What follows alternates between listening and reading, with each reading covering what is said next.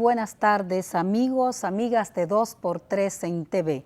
Gracias de nuevo por su sintonía y esta tarde no va a estar con nosotros mi amiga y compañera Doris Pantaleón. Tiene, como se dice en el argot periodístico, una asignación especial en su medio, pero yo voy a estar más adelante bien acompañada y ustedes se darán cuenta cuando presentemos al invitado.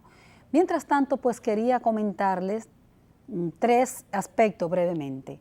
Continúa el brote o epidemia de conjuntivitis afectando a los dominicanos, por lo que no está de más reiterar el llamado de las autoridades sanitarias del país, el llamado de la Sociedad Dominicana de Oftalmología, de los salubristas, epidemiólogos e infectólogos, a que extrememos las medidas de higiene. Basta con eso no va a evitar, pero es importante, que con que lavemos nuestras manos. La cultura del no lavado de las manos en el país es muy alta y entonces reiterar el llamado a que la gente no use toallas, que no se automedique. El dominicano es dado a usar una serie de químicos, dicen y decía nuestro invitado hace unos días, mientras más pica mejor, es al contrario. Favor no usar jabones agresivos a la cara, favor no usar toallas, lavarse las manos cuanto sea necesario. A las empresas que coloquen los dispensadores de jabón, que den licencia, o sea, que se permita la licencia médica a cuantas personas estén afectadas por conjuntivitis, porque estamos logrando, por lo general en las empresas hay espacios muy cerrados y eso hace que el virus pues se esparza con mayor rapidez. Una gran cantidad de escolares no están pudiendo tomar los exámenes en las escuelas, ya que estamos en exámenes ya finales del año escolar, debido a este brote de conjuntivitis que se ha esparcido por todo el país. Lo propio pasa en las empresas. Le preguntaba hace un rato a mi invitado, antes de llegar acá, que cómo estaba su departamento, si había muchos médicos. Pues hay lugares donde médicos, profesores, periodistas, empleados administrativos tienen conjuntivitis. En un solo día, un oftalmólogo puede dar hasta 15 licencias médicas. Entonces, señores, lo que nos queda es extremar las medidas de higiene. En otro sentido, esta semana pasada el Colegio Médico Dominicano pidió a la dirección, a la presidencia de la Asociación Nacional de Clínicas Privadas, ANDECLIP, que dignifique la condición de los médicos generales que trabajan en emergencias y en centros de salud privados como tal. Dice el doctor Waldo Ariel Suero que usted puede o no estar de acuerdo con Waldo, pero de que es un guerrero en beneficio de los intereses de los médicos lo es. Y entonces esta vez ya dio la lucha para que el gobierno aumentara el salario a los médicos, le entró a las administradoras de riesgo de salud para que tuvieran una serie de beneficios en favor de la clase médica y ahora la emprendió contra las clínicas privadas. Dice que hay médicos generales con salarios hasta de 14,000 pesos y que no puede ser. Amenazó con piquetear las oficinas de la ANDECLIP, a lo que el doctor Rafael Mena respondió que aquí hay libertad para hacer lo que la gente considere, que la puede piquetear, pero que los médicos generales tienen salario hasta de 25,000 pesos, al menos en la clínica donde está el doctor Mena, y que un especialista puede ganar hasta 30,000 pesos. Todo esto nos deja el mensaje de la necesidad de que nuestros profesionales sí tengan mejores condiciones de vida. Uno sueña con un país donde el profesional no tenga que andar corriendo de un centro a otro para poder tener una condición de vida más digna. Y por último, y el tercer comentario es que también esta semana la Asociación Dominicana de Administradora de Riesgos de Salud, la ADARS, que compone las 7 principales administradoras de riesgo del país, dijo nueva vez que tienen pérdidas y pidió al Consejo Nacional de la Seguridad Social, las autoridades del sistema, que indexen la cápita porque como por tercer año consecutivo están reportando pérdidas. La gente tiene su suspicacia cuando se habla de esas pérdidas, pero ellas lo reportan y dicen que son de las empresas más vigiladas por la Superintendencia de Salud. Esos son nuestros comentarios de hoy y yo quisiera pedirles que no se mueva de sus pantallas porque el contenido de hoy no tendrá desperdicio. Será útil para su salud y para conocimiento general de la cardiología, que es lo que vamos a hablar hoy. Regresamos en un momentito con el invitado de la tarde.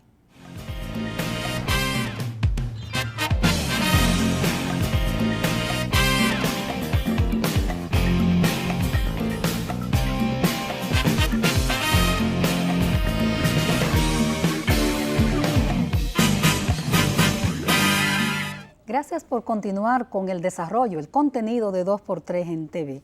Y voy a presentarles a un médico que casi es accionista del programa porque viene todos los años y hasta 2 veces al año, el doctor César Herrera, Jochi Herrera, cardiólogo, escritor, y en este caso viene en el rol de director del Centro Cardiovascular de Sedimat. Buenas tardes, doctor. Muchas gracias, Taracia. ¿Accionista del programa casi? Bueno, me gusta eso porque aprecio mucho tu programa. Qué bueno. Y gracias por la invitación una vez más. Qué bueno, gracias, César. Con el doctor Herrera vamos a hablar de cardiología, de cardiopatía. Y quisiera comenzar antes de meternos para lo hondo. Doctor, está haciendo mucho calor en la República Dominicana. La gente asocia por lo general las olas de calor, la ola de calor fuerte con infartos, con la posibilidad de que te dé un infarto. ¿Hay algo de cierto en eso? Absolutamente. Afortunadamente en nuestro país no sufrimos los extremos de temperatura que se sufren en los países continentales. En Estados Unidos hace 10 años hubo una epidemia de muertes, digamos, por una ola de calor, y lo mismo pasa con los extremos fríos. Pero en nuestro país hay 2 situaciones. Una, que además del calor, somos un país altamente húmedo, donde el cuerpo humano, a través de un proceso que se llama combustión, debe eliminar el calor interno que se adquiere desde la atmósfera, de lo contrario las células se queman literalmente. Entonces ese proceso de eliminación de calor interno a través de la piel, la orina, las mucosas, eso conlleva a que se alteren los electrolitos, el sodio, el potasio, etc.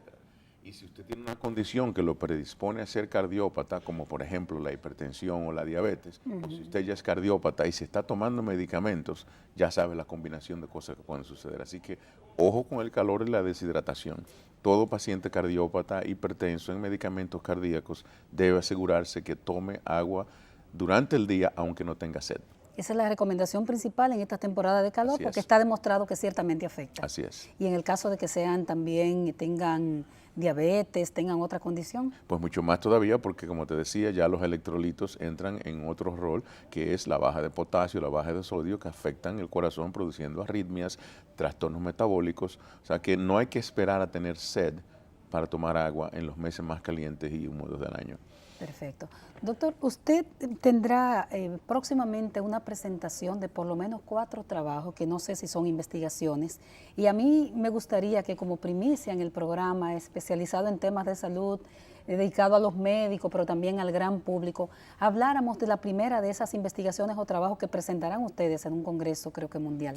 Bueno, así es. Nosotros entendemos que en nuestro país, tú has publicado sobre esto, se necesita consolidar y expandir la investigación clínica. Y en ese sentido, desde mi llegada hace 2 años y medio a Sedimat, hemos instaurado una serie de estudios y hay 4 en particular que se presentarán en foros internacionales, 3 de ellos en el Congreso del Colegio Norteamericano de Cardiología en México el mes próximo y otro en el Congreso Mundial de Cirugía Cardiovascular Pediátrica. Son estudios que impactan al país y que tienen importancia en el sentido de que tienen un largo alcance. El primero, que a propósito de tu conversación sobre el estado laboral de los médicos, es un estudio muy relevante. Lo que hicimos fue estudiar los factores de riesgos cardíacos presentes en médicos y enfermeras que se estaban sometiendo a cirugía cardíaca. Y los comparamos con aquellos pacientes de la misma edad que no son médicos ni enfermeras.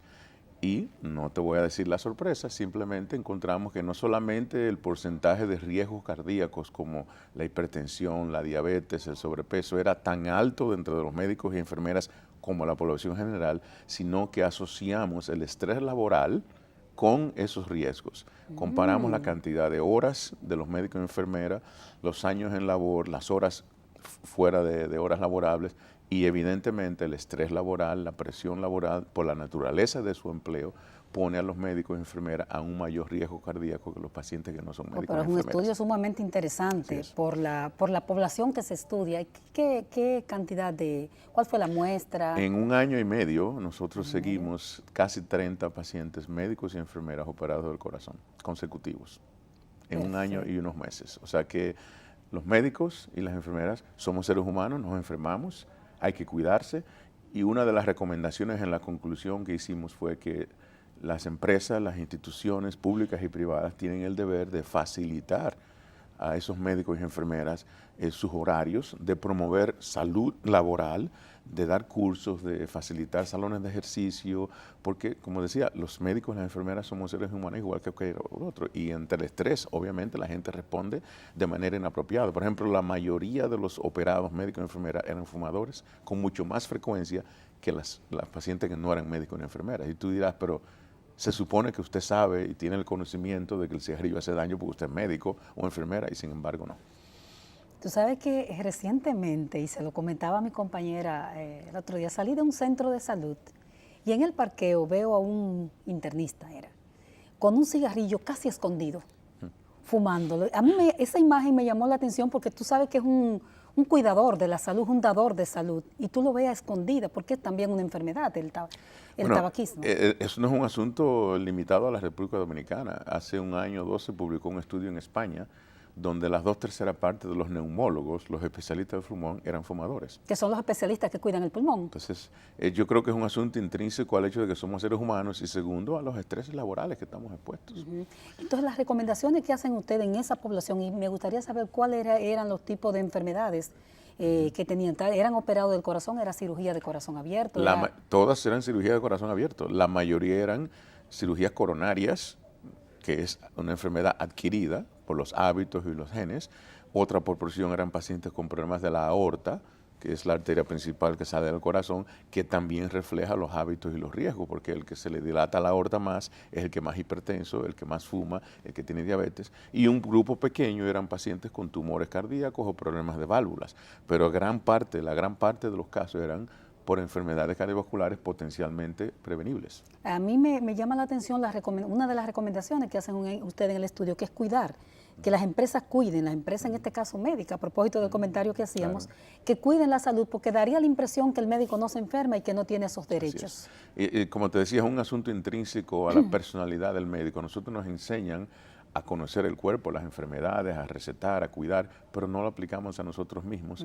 Y en ocasiones no es irresponsabilidad, en ocasiones es la vida ocupada, las presiones. O sea, si tú comparas la tabla que hicimos de horas de trabajo, prácticamente el médico o la enfermera trabaja el doble que un ser humano común y corriente. Y yo no estoy diciendo que los médicos y las enfermeras deben trabajar menos o más, es intrínseco a su condición. El médico tiene que estar de turno, tiene que estar de guardia, hay que ver a los enfermos el sábado, pero las condiciones laborales tienen que hacerse mejores para precisamente evitar esa proliferación de factores de riesgos. Y tal vez tenga que ver también hasta con la cantidad de personal que tengan los centros de salud. ¿Qué otros hallazgos tiene el estudio, César? Bueno, vimos que es igual hombres y mujeres, ya eso lo sabíamos, el corazón no discrimina género, la enfermedad cardíaca en el hombre es igual que en la mujer. Impresionante la juventud relativa de las enfermedades quirúrgicas cardíacas en nuestro país. El promedio de edad de esos pacientes operados, tanto los médicos y enfermeras como los no médicos y enfermeras, es 55 años de edad. Es muy joven. O sea, en este país la gente está sufriendo del corazón a edad mucho más joven que países desarrollados. Entonces no podemos hablar de pobreza y eso, porque un médico especialista, eso es clase media. Claro, o sea, no estamos hablando de pobreza. No es por extremo de pobreza. Obviamente, como tú decías ahorita, el multiempleo es un signo indirecto de desventaja económica, pero no necesariamente pobreza. Y va todo atado a eso. O sea, el que tiene que ir a 3 hospitales o a 3 centros, 2 consultorios, a un negocio, tomar 2 o 3 tapones al día. Oye, ahí está la fórmula lista para el problema, ¿no? Y sí hay una relación, porque lo veo también, no hemos hecho los estudios en los periodistas, que eso es una cosa espantosa. Te reportan con mucha frecuencia, tengo 3 trabajos y fui al cardiólogo y estoy hipertenso, en el caso de los periodistas, que también es una vida parecida a la de los médicos, aunque ustedes hacen servicio nocturno que no hacen los periodistas. Así es. Y obviamente el día solamente tiene un número limitado de horas, entonces ¿cómo tú pretendes exigirle a un individuo o esperar de un individuo que saque tiempo para hacer ejercicio cuando las horas del día se le van? O la comida, por ejemplo, la comida rápida. O sea, no puedes sentarte en tu casa de 12 a 2 a comer tranquilo. Como era la sociedad hace 40 años, que la gente iba a comer a la casa. Así es. Doctor, no nos vamos a meter en la parte sociológica del tema, pero también hay unos indicadores sociales que te exigen un estatus económico, en el caso de los médicos y creo que ya también los periodistas, que te exigen No ir en bicicleta al trabajo, porque entonces el paciente ve a un médico en bicicleta y dice, no, esa no sabe nada. No ir en una camisetica, todo eso tiene un costo en esta sociedad. La gente cree mucho en el médico que ve un carro bueno, bueno y de marca, en el médico que ve bien vestido, en el médico que ve... Todo eso tiene un impacto económico y el médico se esfuerza por tener lo mayor. También hay que tener villas hoy día. Villas, o sea, esa parte socioeconómica que te impone, valga la redundancia de la sociedad, impacta. Yo sé que ustedes no estudiaron eso porque eso es más sociológico, tal vez. Pero te puedo dar mi opinión. Tú ¿Sí? tienes toda la razón como ciudadano y eso se aplica a cualquier otra profesión de prestigio, digamos, entre comillas, pero la profesión que más se ve, que más se observa, el profesional que más se escrutiniza es el médico, porque es la persona que tiene ese poder científico o divino para algunos de curar y de facilitar la salud. Entonces, todo el mundo tiene los ojos encima del médico y si el médico se deja llevar de esa presión, eso es un factor adicional del estrés, tú tienes razón. Por supuesto. Yo recuerdo en la escuela de medicina hace muchos años, muchas décadas, andábamos en motocicleta y eso no nos avergonzaba. Y a pie. ¿Qué estudiante de medicina hoy día en una universidad privada anda en una motocicleta? Eso es un signo de bajo nivel. Entonces yo encomio a la gente a que piense en el médico como una persona respetuosa y de conocimientos. No porque tenga zapatos de tal marca ni tenga vehículos de tal color. Pero desafortunadamente esos son factores sociológicos, como tú dices, ajenos a nuestro nivel de influencia, ¿no? Que están ahí, ciertamente. Sí. Doctor Herrera, antes de pasar al siguiente aspecto de investigación, me gustaría que cerráramos con algún aspecto que se nos haya quedado, porque a mí me parece muy importante que se esté estudiando el mundo médico. No, yo estoy identificada con ese conglomerado que son los médicos, las enfermeras, los bioanalistas, que también habrá que estudiarlo en su momento. ¿Qué otra recomendación o aspecto vieron ustedes para que cerremos ese aspecto y pasemos al siguiente? Claro, no, yo creo que la conclusión lógica, la deducción lógica de esto es una alerta de que debemos como sociedad, tanto las sociedades profesionales, médicas, como el país, como sociedad, estatal o privado, debemos mirar este problema y enfocarlo porque esto es un costo enorme para nuestra sociedad. La gente en la República Dominicana, además de los accidentes de tránsito, se está muriendo del corazón. Y eso es una pérdida económica para la sociedad. Cuando un individuo le da un accidente cerebrovascular, como yo lo he visto, un médico, un ingeniero, un abogado a los 47 años, ese individuo ya perdió su productividad para el resto de su vida. Y la sociedad ha hecho una inversión. Aunque usted haya pagado sus estudios, la sociedad ha invertido para sus estudios. Así es. Entonces esto es un asunto que va más allá de lo individual de los médicos. Es un asunto social y nacional que hay que poner atención. No puedo cerrar sin preguntar quiénes hicieron ese estudio. Los autores, el autor principal es el doctor Herrera, el doctor José Rafael Iribarren, que es jefe de nuestro departamento de cirugía cardiovascular, y tenemos la doctora Angélica Rumaldo, una de nuestras residentes, que será quien va a presentar el estudio en México durante el Congreso. Eso es un gran aporte de la República Dominicana, qué bueno que se esté investigando. Hay una segunda investigación que ustedes van a presentar, porque son 4. Así es. ¿De qué habla la segunda, bueno, doctor? En ningún orden particular, siguiendo la temática del corazón, en nuestro país, y hemos hablado de eso en ocasiones previas, en nuestro país el infarto al miocardio, el ataque al corazón, no se enfoca de una manera sistemática y organizada. Me explico, aunque hay muchos centros públicos y privados que en cierta medida trabajan en el infarto, quizás no de forma ideal, pero lo trabajan, no hay una sistematización del abordaje a un infarto. ¿Y por qué hay que sistematizarlo? Porque el infarto es una condición muy peculiar, ya que el corazón nos da solamente 90 minutos, 90 minutos, hora y media. Ese es el chance. Ese es el chance que tenemos para destapar esa arteria coronaria que está obstruida y salvar el músculo del corazón y salvar el individuo. Entonces, tú supondrás cómo en 90 minutos un paciente llega de su casa a un hospital y se le abre la arteria. Entonces, esos sistemas de atención que ya están demostrados en todos los países del mundo, incluyendo en Latinoamérica, el Uruguay, que es un país comparable con nosotros, tiene una sistematización del manejo del infarto. Nosotros decidimos, y eso lo hemos planteado en múltiples ocasiones al Ministerio de Salud, nosotros insistimos en que nuestro país debe tener un sistema, tenemos un sistema de 911 que por lo menos en Santo Domingo funciona bastante bien, tiene que mejorar, pero funciona bastante bien, pero eso hay que añadirlo a un abordaje global del infarto. Y lo que decidimos fue empezar nosotros a hacer algo. Y en el Centro Cardiovascular Sedimar, hace 2 años, iniciamos un programa de angioplastía primaria del infarto. Eso significa que se abre la arteria con un stent de emergencia 24/7. creamos un equipo de guardia 24/7 para manejar a esos pacientes y es el primer estudio de su naturaleza en toda la región del Caribe y Centroamérica porque no hay un plan de sistematización como ese. Eso es el paciente que llega en esos 90 minutos. Que llega en esos 90 minutos, se le abre la arteria con un procedimiento que se llama stent para salvar su vida y salvar el músculo cardíaco. Doctor Herrera, voy a pedirle un permisito, pero les voy a pedir a mis amigos televidentes que no se vayan porque lo del infarto es impactante en la República Dominicana y usted puede ser también víctima, de manera que no se vaya para que siga escuchando estas orientaciones del doctor César Herrera. Volvemos en un momentito.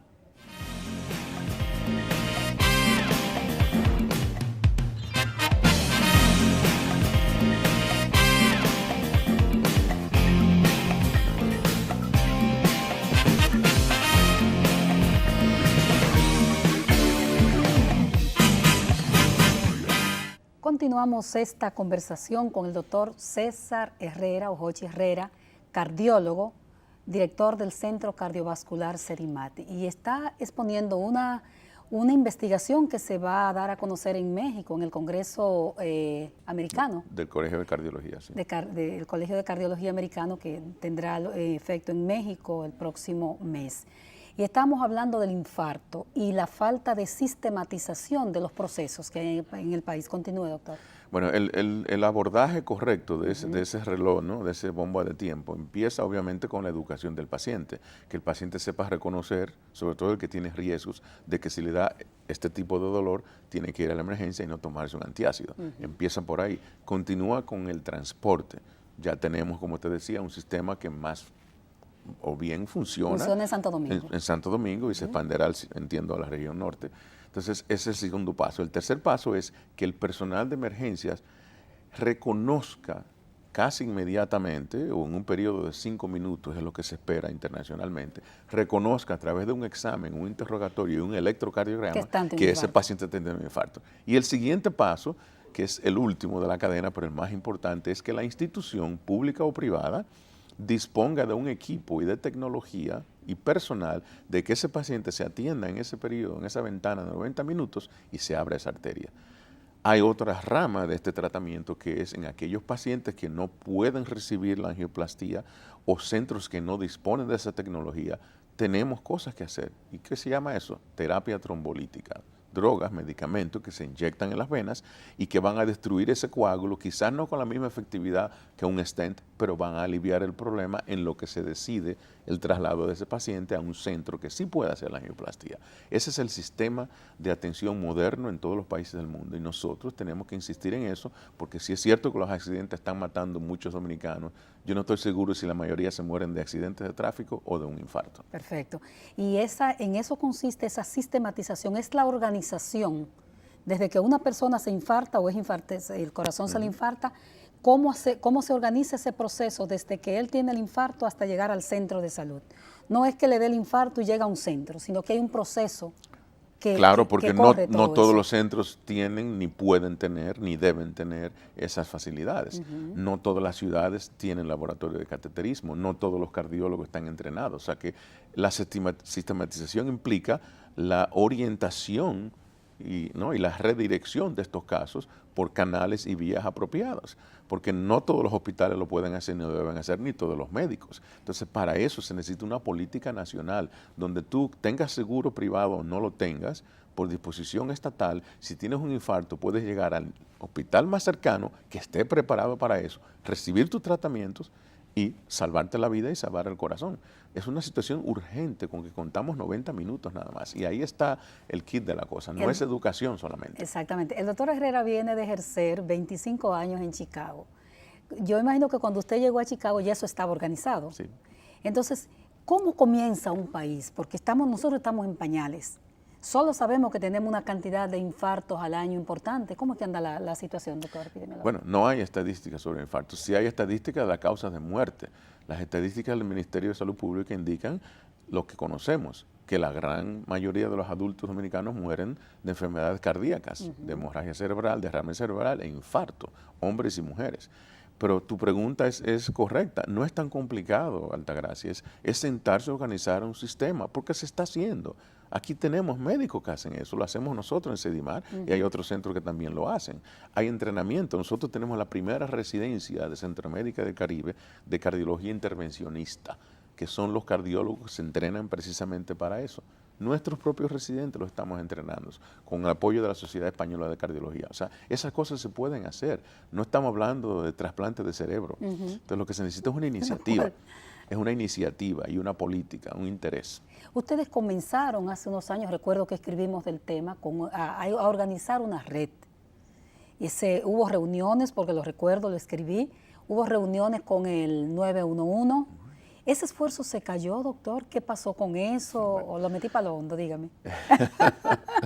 Probablemente. Mira, nosotros propusimos hace 2 años a las autoridades una red, la creación de una red nacional, Red Dominicana del Infarto. Sí, claro. E hicimos un seminario que invitamos a los líderes de Estados Unidos y de Sudamérica que precisamente conformaron esas redes en sus países, incluyendo, por supuesto, las autoridades del 911 y el ministerio, y yo entregué esa propuesta.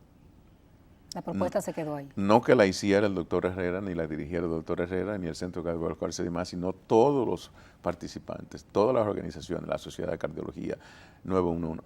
Y entiendo que las prioridades cambian de acuerdo a los ciclos. De un momento a otro, y eso sí que es penoso. Pero creo que esto es algo a largo plazo que alguien tendrá que retomar. En estos días me envió el doctor Fulgencio Severino unas estadísticas de los hospitales que están dando el tratamiento, ¿cómo se llama? Trombolisis.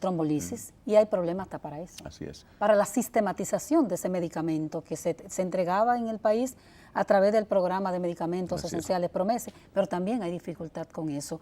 Es un asunto de política, de coordinación de políticas de salud y que se entienda como prioridad. Así es política, porque incluso hay uno más barato todavía que ese que se utiliza a través de PROMESE, que es la estreptoquinasa, que no es lo ideal, pero es mejor que lo que está pasando ahora. Altagracia, nosotros recibimos pacientes infartados de aquí de Santo Domingo y de los pueblos aledaños, de la ciudad, que han llegado ya 2, 3, 4, 6 horas después del evento, sin el tratamiento. ¿Y qué vamos a hacer? Ya ahí está afectado el cerebro, supongo. Bueno, si se complica, sí, pero básicamente es el corazón. Y si la bomba principal se afecta a un grado que pierde el 50% de su función, ya tú sabes lo que va a pasar con ese individuo, va a tener insuficiencia cardíaca. Un colapso. Doctor, ¿y otros hallazgos de esa segunda investigación que se va a presentar en México? O sea, ustedes tienen una propuesta, Claro. O sea, hacia la sistematización. Nuestro estudio empezó determinando primero qué había que hacer para crear ese sistema en una institución. Nosotros tomamos una serie de medidas institucionales, desde medidas burocráticas para minimizar el tiempo de espera, entrenamiento al personal de emergencia para identificar ese infarto, creación de un equipo de turno 24/7 donde la gente tenía el compromiso o tiene el compromiso de llegar en los 20 minutos de que se llama.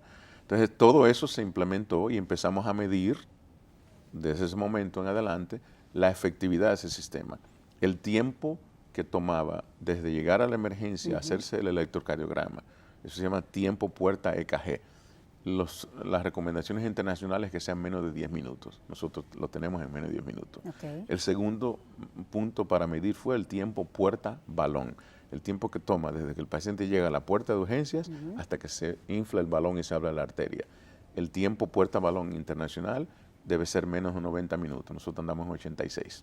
Perfecto. La mortalidad y complicaciones. ¿Cuántos pacientes se mueren con este tratamiento? A nivel internacional, la mortalidad se supone que sea 5%. Nosotros estamos en 5.5%.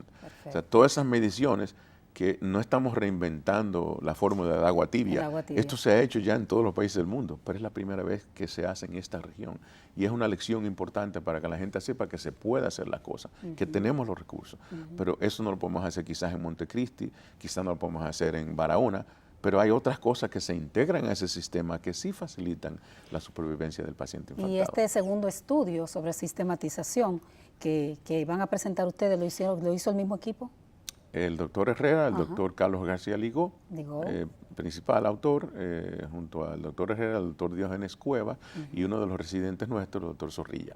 Y que antes de pasar a otro aspecto, ¿cuántos residentes están del tema educación en estos momentos? Nosotros tenemos residencias de medicina interna, de cardiología adulta, cardiología pediátrica, cardiología intervencionista, y ya Sedimar tiene una tradición de muchos años de tener una residencia de medicina crítica, fundadora del entrenamiento en nuestro país a través del Dr. Yunen, y la más senior, la más vieja, que es la residencia de imágenes, emulando el legado del Dr. Juan Manuel Taveras, que fue nuestro fundador. Pero entonces, en realidad, cantidad de cardiólogos en las diferentes subespecialidades que se están Esos formando. puestos son determinados por el ministerio. Okay. Las residencias son avaladas por el Ministerio de Salud Pública. Nosotros no podemos tener una residencia a nuestro antojo. En cardiología adulta son 5 residentes por año. Okay. En pediátrica son 2 por año. 2 por año, son 7. Así es. En definitiva. Doctor, hay un tercer estudio, porque no quisiera que el tiempo del programa se nos vaya sin que se puedan presentar en 2x3 estos estudios que ustedes van a presentar en México el mes que viene. ¿Cuál es el tercer estudio? Los pacientes oncológicos, los pacientes que están siendo diagnosticados o tratados por cáncer, sobre todo cáncer de mama, se han convertido en los últimos 10 años en pacientes cardiópatas, por 2 razones. Muchos de los factores de riesgo que predisponen al cáncer son los mismos que predisponen a enfermedad cardíaca. ¿Sin importar el cáncer, el tipo de cáncer? Sobre todo cáncer de mama, pero muchos, mama. El pulmón también. Entonces, como son factores similares, obviamente el paciente oncológico comparte riesgos cardiovasculares con el paciente cardíaco. Perfecto. Y segundo, los tratamientos, específicamente los agentes quimioterapéuticos, la quimioterapia, en concreto la quimioterapia contra cáncer de mama, se ha visto que tiene una posibilidad relativamente alta de producir daño al miocardio, al corazón. Entonces, eso ha dado a la creación de una nueva especialidad dentro de la cardiología que se llama cardio-oncología. Okay, una combinación. Entonces, nosotros decidimos, el año pasado anunciamos públicamente, invitamos a instituciones que ven pacientes con cáncer a que iniciemos un registro nacional de pacientes cardio-oncológicos para primero entender qué está pasando. Hasta que nosotros no tengamos estadísticas, cifras y hagamos un diagnóstico, no sabemos qué hacer. La medicina, el tratamiento de un paciente de una enfermedad depende del diagnóstico. Y es evidencia también. ¿Verdad que sí? Sí, entonces empezamos este primer registro que se llama OncoCard, RD, para estudiar qué está pasando con los pacientes oncológicos dominicanos recién diagnosticados desde el punto de vista cardiovascular, qué medidas podemos tomar para reducir los riesgos futuros de estos agentes de quimioterapia, y son tan simples como un ecocardiograma. Entonces iniciamos ese estudio hace ya 7 meses y hemos recibido mucho apoyo de algunas instituciones y ya pasamos 112 pacientes y es, una vez más, el primer registro de esa naturaleza en toda la región del Caribe y de Centroamérica. Y se está haciendo entonces en coordinación, por ejemplo, aquí existen en el país varias instituciones que trabajan el tema cáncer en sentido general, pero hablamos del cáncer de mama. Nosotros invitamos a las principales instituciones públicas y privadas que manejan pacientes de cáncer. Hemos recibido apoyo de algunas. Yo quisiera que esto corra la voz. Esto no se trata de atrapar pacientes. Catalina González, que ha sido siempre así muy... Es. Esto se trata de que todos los pacientes oncológicos de todos los centros que los ven, agrupemos este estudio a fin de determinar qué hacer, qué podemos hacer. Hay medidas que se pueden hacer, por ejemplo, Altagracia, de que si tú eres hipertensa o eres diabética y te diagnostican cáncer de mama y te van a dar el mejor agente quimioterapéutico, que es el que tiene el riesgo. Sí. Hay intervenciones que se pueden hacer para reducir ese riesgo de dañar el corazón. Hay intervenciones simples que se pueden hacer para darle seguimiento y una de ellas es el ecocardiograma, un simple ultrasonido con un software especial que se llama Strain, que mide la capacidad de las fibras del músculo cardíaco de deformarse y es lo primero que sucede como daño de esas drogas y se detecta mucho antes de que hayan síntomas y se puede corregir con intervenciones de medicamentos. O sea, no quiero elaborar en la parte técnica porque es un poco profunda, pero lo primero que tenemos que hacer es identificar a esos pacientes, cuáles son los riesgos que tienen, seguirlos y ver qué intervenciones podemos hacer para reducir las complicaciones cardiovasculares. Porque lo que sí es cierto es que aún en los avances que tienen los tratamientos oncológicos, en una medicina prácticamente personalizada de acuerdo a tu propia genética, siguen siendo dañinos. Así es. Siguen siendo y otra dañinos. cosa más, allá esto viene del lado paradójicamente positivo. La sobrevida del cáncer ha mejorado tanto gracias a la quimioterapia que muchos pacientes oncológicos se convierten en cardiópatas. Okay. Porque sobreviven más tiempo. Sí. Y como te decía, son los mismos factores de riesgo. O sea que es un matrimonio natural entre cardiología y oncología. He escuchado a médicos decir, se vive mucho, pero ¿a qué precio, doctor? Así es, así es. ¿Verdad? Que es la sobrevida. Entonces, esta investigación también, este trabajo que van a presentar ustedes fue el mismo equipo, porque es bueno dar los créditos. El mismo equipo, además del equipo de imágenes, que es la doctora Amparo Taveras, uno de nuestros residentes también, y el doctor Gerardo de la Rosa y el doctor Santiago Collado, oncólogo distinguido de nuestro país, hematólogo-oncólogo, que ha sido también ha dado mucho apoyo en el proceso. Las mujeres, sobre todo por el cáncer de mama, que sigue siendo la principal causa de muerte, como de los cánceres de mujeres. Así es. Entonces son las mujeres la más afectada en términos cardiovascular por este componente. Así es. Obviamente los hombres también, sobre todo en cáncer de pulmón, pero el principal en este tema de cardiooncología es el cáncer de mama, así es. Perfecto. ¿Y ese trabajo lo va a presentar quién, doctor, en México? Ese lo presenta la doctora Amparo Taveras, que es una de las miembros del equipo de ecocardiografía. ¿Existe en CEDIMAT también, en coordinación con ustedes, los oncólogos, porque hay una unidad oncológica? Así es. ¿Trabajan en coordinación tal vez para prevenir este tipo de problemas, aunque no hay una cultura así en el país con la unidad, con el departamento de La gran parte de estos pacientes fueron pacientes referidos por los oncólogos de nuestra institución, y nosotros diseminamos electrónicamente y impreso las guías de la Sociedad Norteamericana de Cardiología y las guías de la Sociedad Norteamericana de Oncología sobre específicamente este tema de cardiooncología. No estamos reinventando la rueda, es aplicándola a nuestro país, dominicanizándola, y esa información se distribuyó a los oncólogos participantes para que vean que no es un invento nuestro, sino que eso es lo que la medicina moderna está planteando. Perfecto. Doctor, le voy a pedir un momentito para irnos a unos mensajes comerciales y venimos entonces con el último segmento del programa, la última investigación y las recomendaciones en términos cardiovasculares. Volvemos en un momentito.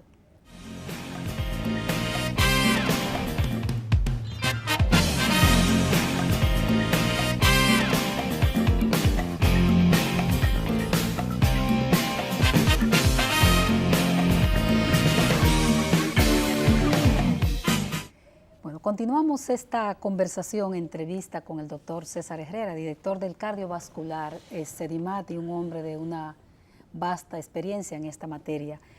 Doctor, hay un cuarto trabajo que ustedes van a presentar, porque el programa es para hablar de esos trabajos que ustedes van a presentar en México en el mes próximo. ¿De qué se trata eso? Bueno, como sabes, Altagracia, las cardiopatías congénitas en nuestro país son otro gran problema social.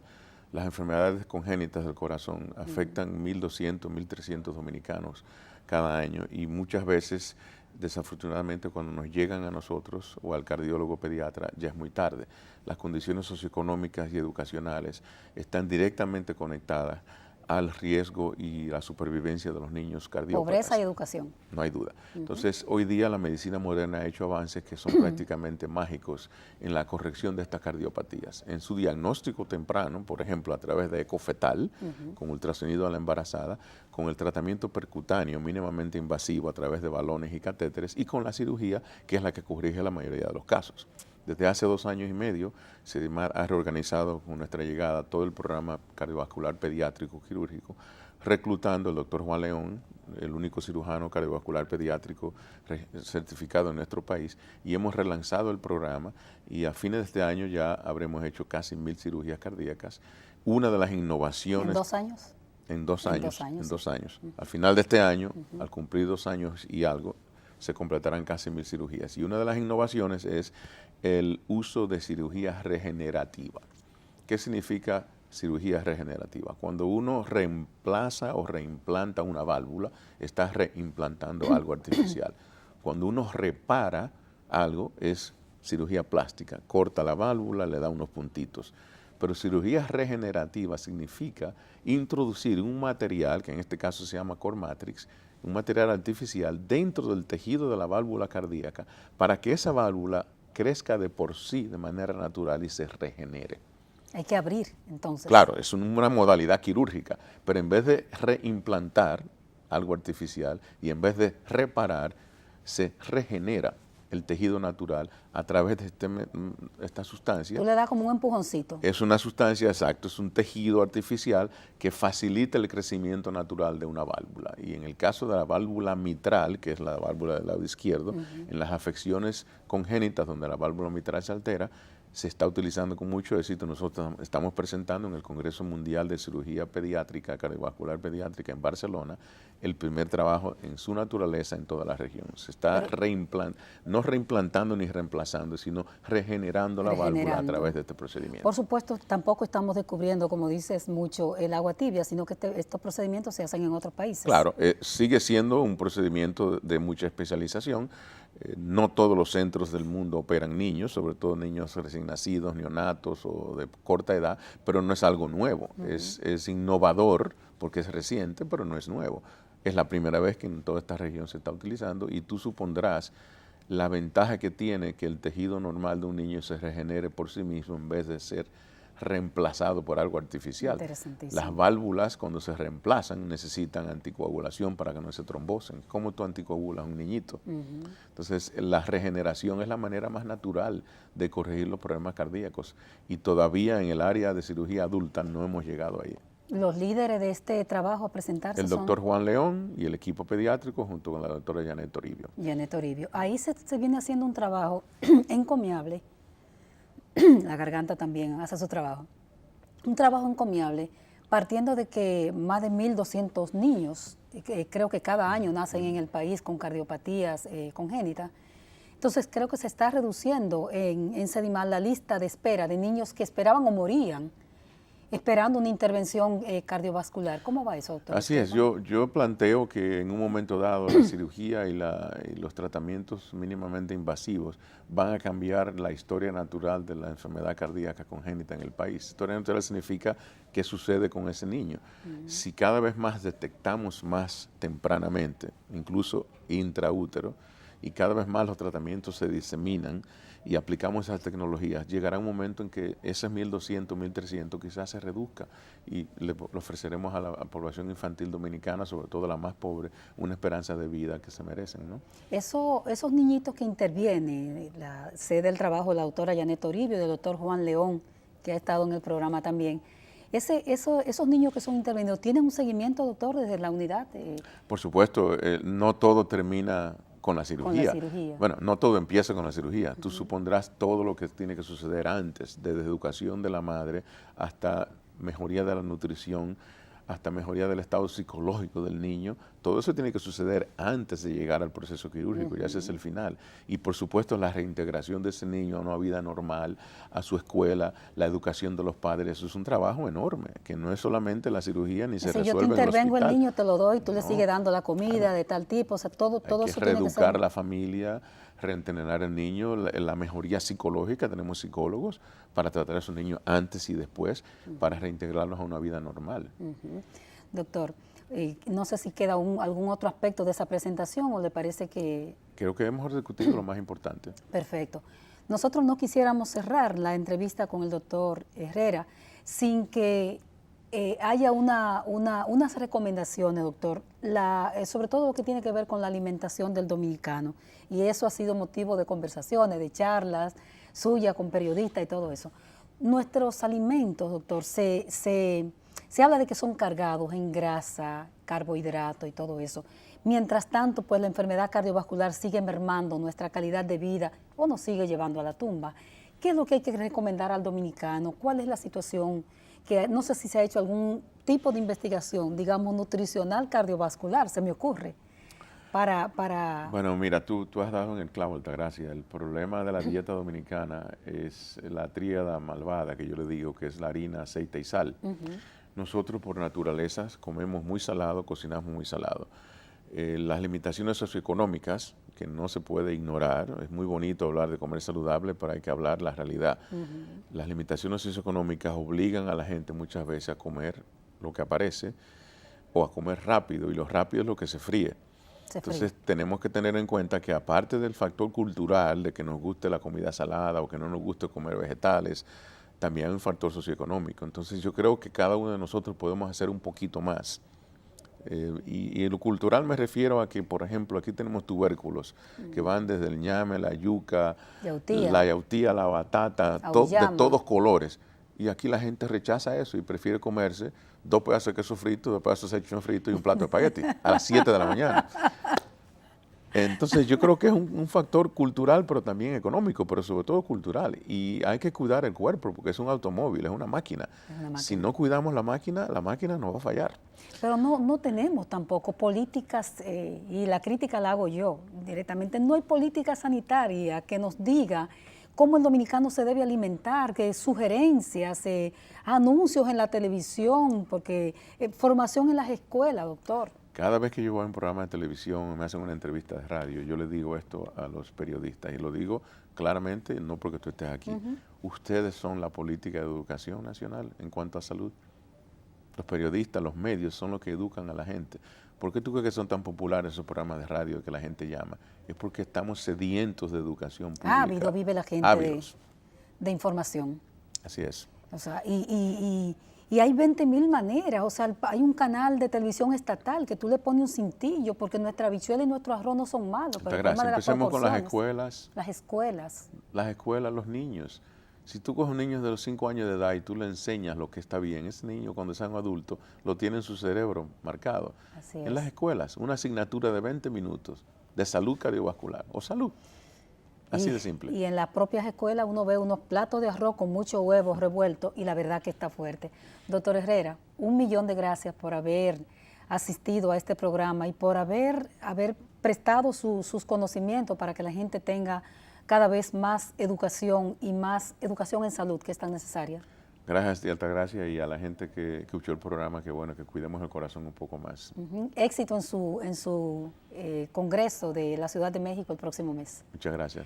Bueno, a ustedes muchas gracias. Nos vemos entonces el próximo sábado ya en la compañía de mi colega y amiga Doris Pantaleón. Muchísimas gracias.